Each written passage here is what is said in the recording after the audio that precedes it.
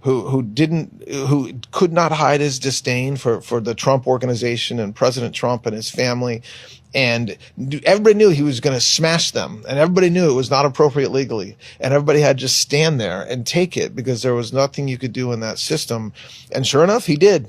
He took every one of the arguments that James's people gave and wrote a decision that, again, even the first department in Manhattan said that's insane, no, and kicks it out. Well, can you explain their thinking, getting their frame of mind?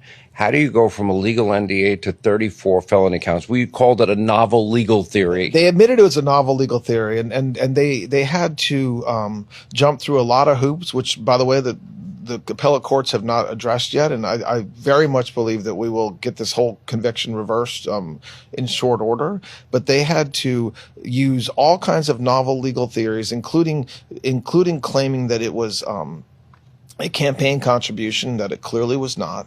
But wait, it was before the 2016 election. It was before the election, had nothing to do with the election. The payments started after the election. The payments that went to Michael Cohen when he admittedly did work for the president while he was president. I mean, there's no dispute about that. He did work. It's on the record. And so it was a show trial, the likes of which we haven't seen in this country in a long time.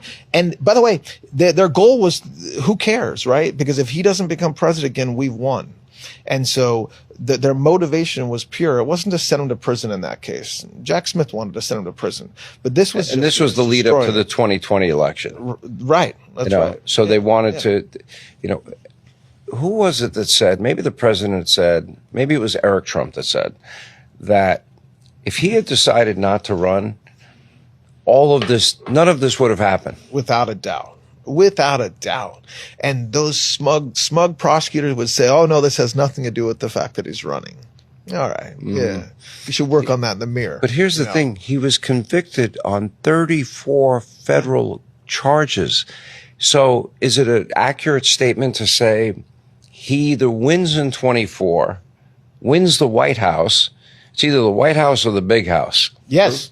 I mean, oh man. Oh yeah, absolutely. Well, don't forget, he had a DC case breathing down his neck. Right. The DC case, he had the Florida case, which had been dismissed, but they were appealing it. And then he had a judge in New York who there's no scenario in which he wasn't going to send President Trump to prison. And he didn't after the president won. So the consequences of 2024 for this country are priceless. But for him as